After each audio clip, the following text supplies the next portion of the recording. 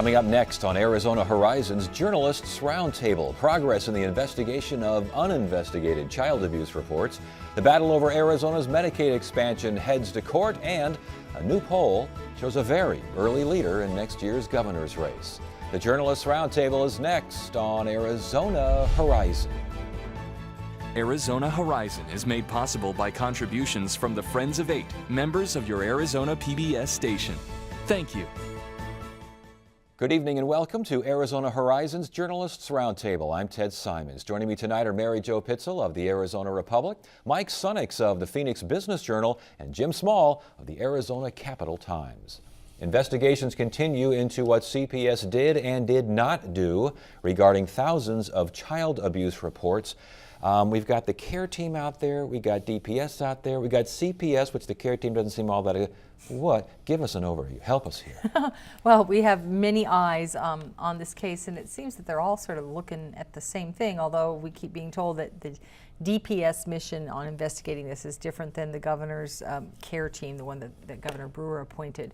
But probably the bigger news this week is that the CARE team finally has come out and started to review these 6,554 cases that were marked not investigated, and I think they've got about 19% of them. I didn't calculate it last night, but you know that they can verify. Okay, now we've sent this many on for investigation, and as of late yesterday, they'd seen about 347 kids, checked on their welfare, and apparently didn't find anything disturbing. Indeed, as you reported, it sounds like no disturbing findings so far, says the chair. Yes, but it's hard to get a lot of specifics out of this, partially because of the confidentiality laws, and this is moving so quickly.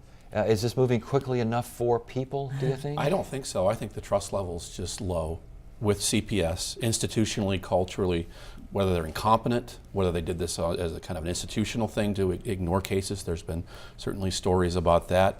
The people that are looking into this, you know, what is their charge? How much power they have? What kind of access are they getting? When did the director know? What did he know? When did other people know? The people that were suspended, people on this SWAT team that were charged with kind of dealing with these cases.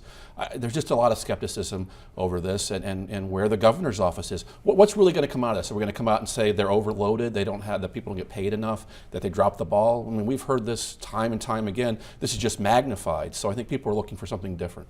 As far as the investigations are concerned, I guess they're expecting quite the uptick here as local police agencies get involved, and this operation, we're kind of focusing on the CARE team right now, but again, everyone and their brother's looking into this thing. Well, yeah, they are. I mean, this is an issue I think that's really struck a chord with a lot of people, where you know, I mean, you had all these cases that essentially were just thrown into a filing cabinet and said, we're not going to get to these later. And so people are responding, I think, in kind, because it is kind of a shocking thing.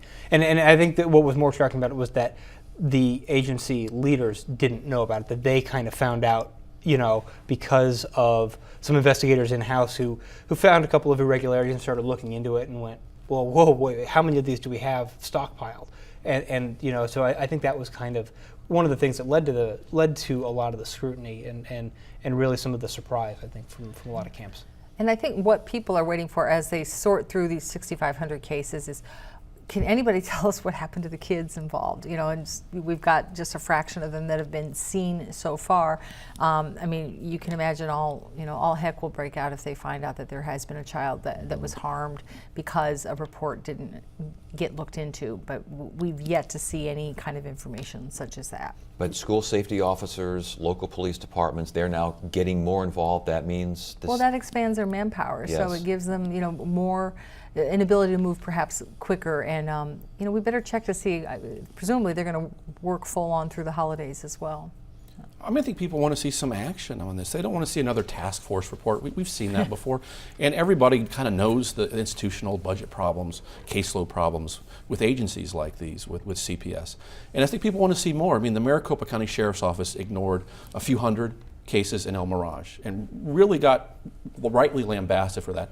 This is magnified beyond that. And this is long term. This isn't a short term drop of the ball. This seems like it's looking like it was kind of a long term cultural policy that was through the agency, and you don't even know if it's tied to the leadership or the rank and file. Well, and I think one thing that we don't know the answer to yet is whether any of these groups that are investigating what happened, whether their scope is going to be focused just on these 6,500 cases, or if it's going to be more institutional, as Mike's talking about, in terms of what led to this issue with the 6,500 cases. Not just how do you prevent this exact issue from happening again, but maybe how do you make the system work properly? And that's something we really don't know yet exactly. A, what kind of recommendations they're going to make on that front, and B, what the legislature's reaction is going to be to any of those recommendations. Yeah, certainly this discovery has moved this way up on the agenda for the legislature when they begin work next month. Well, and how much independence this group has, the DPS folks have. This isn't an independent council. These are agencies and folks picked by the governor. And so how much politics, how much political cover gets played in here with this? And indeed, the CPS probe, now we had the CARE team chair Flanagan and Kate Brophy-McGee on the program before, and I kind of asked, are you are these investigations are you sharing information? What happens if there's a red flag? And there's careful responses here and political responses, but it sounds as though the CARE team isn't all that excited about the fact that some of the CPS people that may have made mistakes in the first place were doing the investigation. Well, of course not. I mean, Flanagan said that last week, that they discovered that some of the people that were helping CPS to sort through these cases that had been discovered were the same people that were involved in labeling them not investigated. Therefore, that heightens the scrutiny and the skepticism from the CARE team, and as they're doing their review of these cases. But that said, the CARE team, this independent group that the governor's appointed, and as Mike points out, these are all state employees who report to Governor Brewer. They are going to be using CPS staffers as they go forward. I mean, that's where the experienced caseworkers are. Those are the people that know how to work a case. They're just going to try to keep it away from the people that they believe have been involved with this whole NI business. And the culture over there is never been that open. There's privacy issues obviously to do with cases, but they've never been open to the media, they've never been open to scrutiny, and a lot of people run into a lot of roadblocks with them in these types of instances. Is that going to change, or is this going to be more of covering things? And we just learned about the CPS memo, the scathing memo that kind of got all this business started with. Nothing was off limits when choosing what not to investigate. I mean, many reports of extreme nature classified as dangerous, unlawful practice had become institutionalized. My goodness gracious. I mean, that memo in and of itself is a couple of smoking barrels. Yes, it is. And I think what's interesting is that Greg McKay, who is the head of the Office of Child Welfare Investigations, who discovered the cases, who wrote the memo, he did copy his boss, Clarence Carter, but he also copied the big boss. He sent it straight to the governor. And I wonder what that means, that he didn't he felt he had to take it straight to the top, perhaps not trusting Carter to take it all the way up to the top. Well, let's talk about fallout here now from all of this. Jim, is anyone buying the fact that Clarence Carter says he knew nothing? Well, even if people do buy that, I think that speaks to again, a problem. I mean, it's either ignoring a problem or it's running an agency and not knowing what's going on in your agency in something that is a high-profile part of your agency. I mean, DES does a lot of things. It is a gigantic state agency, but CPS really is one of those things that when something goes wrong, I mean, it's in the public eye, and so. I think most people would expect that the DES director has his thumb on the pulse of CPS and what's going on over there. So, it's almost a catch-22 as to whether he knew or whether he didn't know. I mean, it looks bad either way, frankly. Is it a damned if he did know, damned if he didn't know? Yeah. Are you incompetent, or did you know about it and you were in on this? Is kind of the gut feeling a lot of people have. DES has a lot of function. Is there any more important function than they have of stopping child abuse? And think about that. People are going to. There's some illegitimate cases to call in, but people that are willing to call in a child endangerment thing, and people that have dealt with those cases and seen those things chose to ignore that as an institution. That goes to the leadership, I think. How much damage to the governor over this? Right now, I don't know if it's a whole lot to the governor. I mean, she is coming into her lame duck final year. I mean, this has the potential, depending on how this thing works out and what the resolution is. I mean, this could tarnish her legacy in the state, and it certainly does put a dark cloud over her final year when she comes in. And she was expecting her budget priorities and her legislative priorities to be more on the positive front, as opposed to reacting to a crisis. we still need to see what's going to happen. I mean, is Clarence Carter going to stay? What's going to end up happening with CPS? Is the governor going to make a strong push for reforms and for more funding? Yeah, but I think a lot of the questions that are asked of Carter can be asked in a somewhat more muted sense of the governor. I mean, what did she know? I mean, this is her agency. These are her people. You know, her defense is that as soon as she learned about this, you know, she reacted with alarm. She well, it took about a week and a half before she created this care team, but I think that was a response to to the level of public outrage. And she likes to point out that the Office of Child Welfare, which she helped to create, I mean, she signed the bill that was a recommendation from her task force. It became legislation. She signed the bill. She likes to point out that that's what caused the problem, but that's a group that found within government that found a problem with something that was already within government, right, which was already on her watch. So it's all yeah. I think it's a dark cloud just over the state and past and present legislatures and governors. This has been going on for a long time. It's certainly magnified in this case, but we've had these types of problems with CPS and this type of institutional culture to not act on some cases sometimes, or to get overloaded and overburdened because of the pay and the caseloads. I think the charge for the governor and legislature is, how do you address this? How do you change things? Do you just have a task force that issues a bunch of recommendations and we do the usual stuff, but do they split it off or do something new? I think that's where she could actually, come out of this okay. Well, and that's part of the rub here too, is that the OCWI was a recommendation of the task force of the governor, but it's the only recommendation that they passed. I mean, that got passed into law and that the legislature took up. I mean, there were a lot of other recommendations aimed, some of them at funding, some of them at challenging some of that institutional issues and the things that they saw that were going on as they did their examination of the department, but they only acted on the one, and while there may have been a positive that came out of that one, these recommendations aren't meant to exist in a vacuum. They're not meant to be silver bullet, here, take your pick, and right. It's not like going to a restaurant getting, you're picking what do you want to eat for dinner. Yeah. It's it's almost like an ingredient for a cake. You've got to put them all together in order to get a cake out at the end. Well, if you paid police officers and firemen what the CPS people get paid, and you gave them the caseloads and the stress, you would probably see this long term at a lot of agencies. So I think how we address the compensation and the work environment and what they're able to do there is part of this too, and that's the opportunity and the challenge and the potential problem for the legislature and the governor. All right, let's move on here. Medicaid expansion. There still is a battle over Medicaid expansion, and we had a little court activity today. We did. There was a hearing earlier this afternoon. This was 36 Republican lawmakers. They're suing the governor over Medicaid expansion. They're saying this was an illegal move because to make Medicaid expansion work, you had to put in place this provider tax. Taxes require a 2/3 vote of the legislature. You didn't have the 2/3 vote, and so this thing should be thrown out. The governor and her attorneys argue that, well, you guys shouldn't even be bringing this case to court because you lawmakers you're not harmed by this. You are not going to be subject to this tax. It's a tax on hospitals. And in fact, the hospitals lobbied for this tax. Yeah, tax me again here. Don't stop now. Legal stand, interesting tactic here, huh? It is, and it's important to note that today's hearing was only about the argument that they don't have standing. That was really the crux of it. This is a situation where the governor's office can win the case on this, but they can't lose it.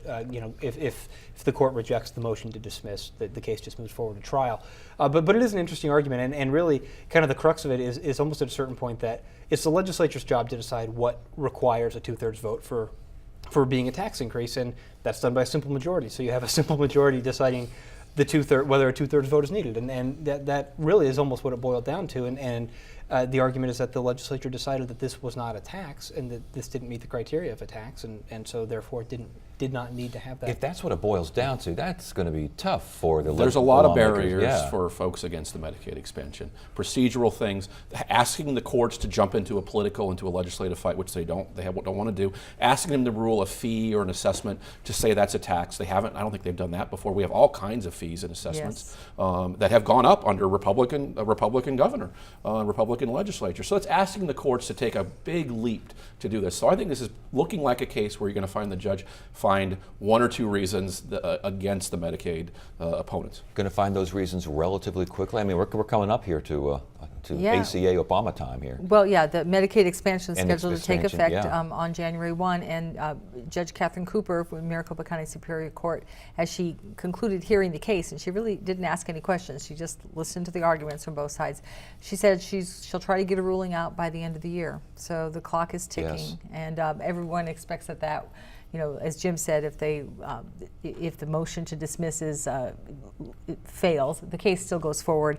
Eventually, this thing will probably work its all the way up to the Supreme Court. And that just requires a very activist judiciary to make this ruling, I think, to undo what the legislature and the governor did, and that's going to be a challenge. Real quickly, it's being led by leadership there in the legislature. We got Andy Biggs and we have Andy Tobin. Are we seeing much of Andy Tobin on this, because he is running for bigger and better things? Is he making his face clear on this particular fight? Well, he wasn't in court today, but Yeah. I can only imagine he was, you know, either back home or out on the campaign trail. I got a fundraising letter from him today. Did he mention the fact he was fighting against Medicaid expansion in the letter? Not in that letter, but that is part of his campaign. Okay, so he's not for Congress. He's not shying away from this in at least the I think he's going to primary cast that he's fighting against Obamacare probably as much as he is fighting against Well, Medicaid. he says that he led the fight against, you know, well, he doesn't call it Obamacare, but against Medicaid expansion in the state. But that's an interesting argument too, because if you know, you were around for the session, and I thought he was working on a solution to this. I mean, that's what sort of prolonged things back in late May and into early June. As he was trying to find a way to fix this, and then ultimately voted. It'll be really against interesting it. how that issue plays out in the general election. I mean, Republicans are split on it here in other states. Obviously, we had the governor push for it, a lot of conservatives against it. Does it resonate with voters? Does how the Affordable Care Act had all these problems, does that impact it at all? So I think there's a lot of wild cards to how that actually plays out in November. And especially when you're continuing to fight it right up into the deadline. All right, we had a poll for governor, and it sounds like, just give it to Ken Bennett, right? It's over? He's Juggernaut is over? got the early lead. He's got 20%, I believe. Well, we forgot to say that there was 53% that were Yes. undecided. It's very early. He has some name ID because he's Secretary of State. He has some statewide name recognition. He plays a good guitar at events. So he's the early lead, but we'll see. You know, Doug Ducey, people expect him to make a lot of hay because he's running private. Just put a lot of money in there. Ken's going to run public. So we'll see how that plays out. GOP primary, this particular poll, 20% Bennett, 8% Ducey, 53% undecided. Both Bennett and Ducey in this particular poll would beat Duval, though, in a general election. It's so early. Is this just an early indication that when you're Secretary of State or you've been around in the public eye as long as Ken Bennett, it helps? Sure. I mean, really, at its core, a poll this early, when no one spent $1 yet Right. on this race, trying to get their name out there.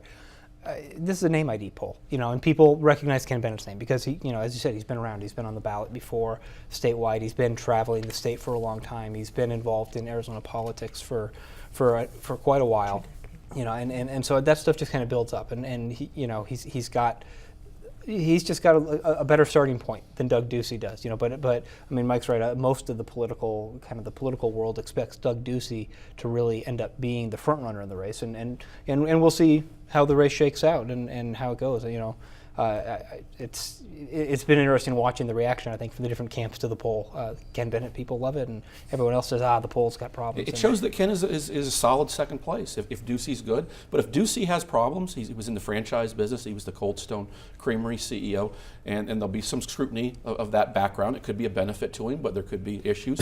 And if Ducey does not come through, Bennett is kind of there to be the front runner. If you're Ducey, are you concerned that a Scott Smith who hasn't even announced and isn't even sure he wants to do this is a couple of percentage points close to you? Or again, is this so close? Because you got a mayor, and if you're Ducey, you're a state office holder. I mean, well, you're always concerned, you know, about potential opponents, and Smith would certainly add a whole different dimension to the race. So all eyes sort of turn to Mesa and see what he's going to do. He doesn't have much more time before deciding if he's going to. He's really put that decision off time and time again, and he would be a formidable candidate. A lot of people are impressed with him. He's got the high ground guys kind of with him. A lot of business folks like him. A lot of people think he might be looking at McCain's seat if McCain opts not to run, and he's the head of the U.S. Conference of Mayors, so he's been kind of focused on that. And so, it doesn't look like he's going to get in there because usually they're in there by now.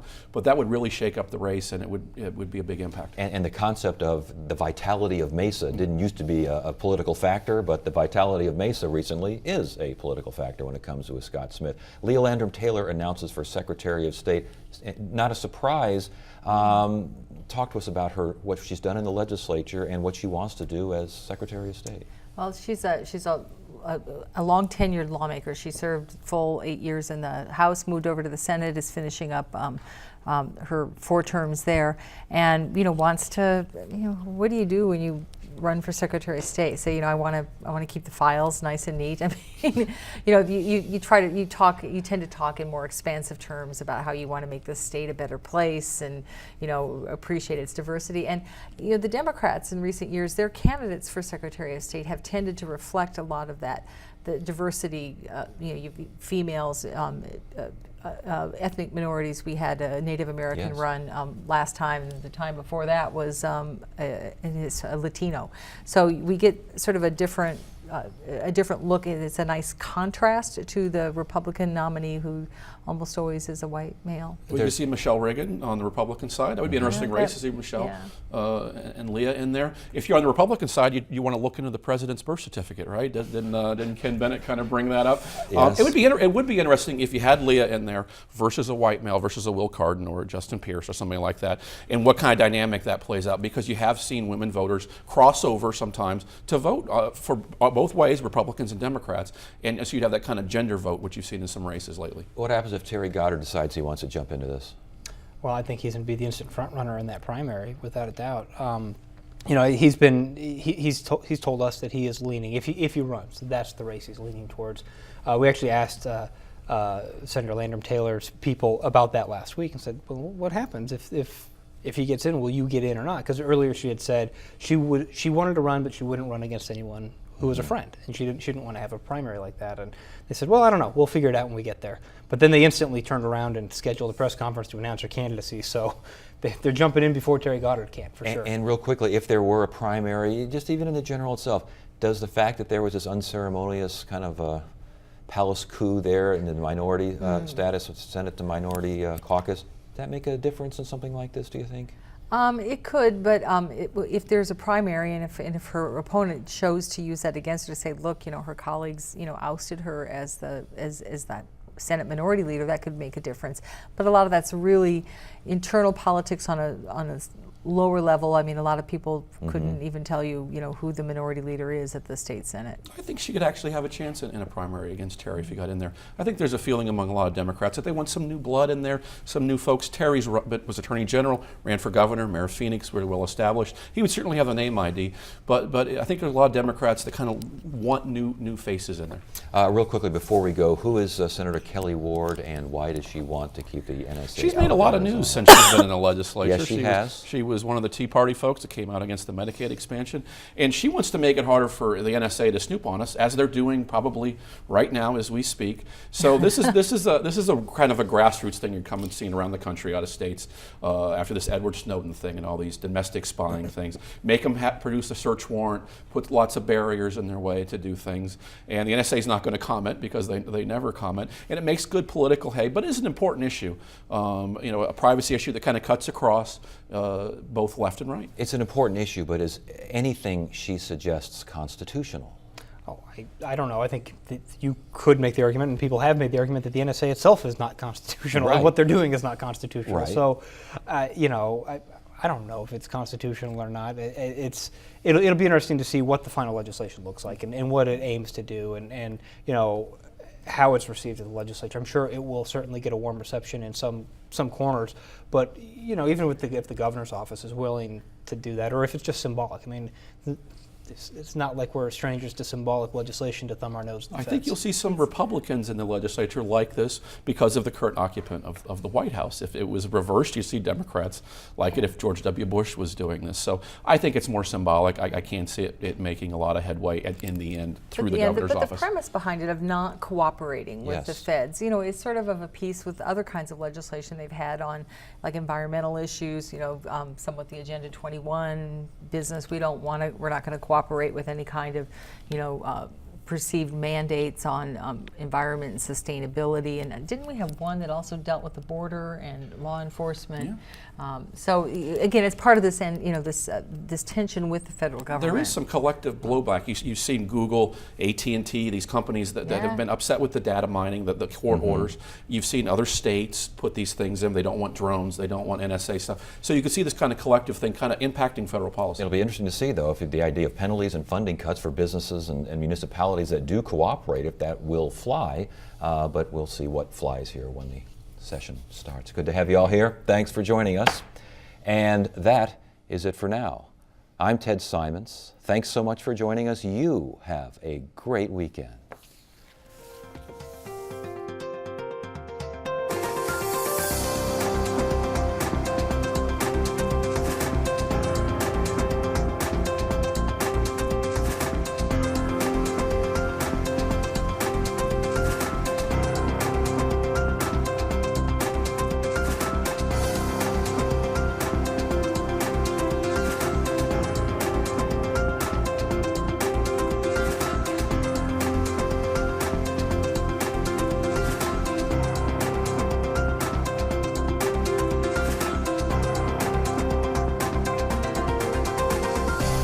Arizona Horizon is made possible by contributions from the Friends of 8, members of your Arizona PBS station.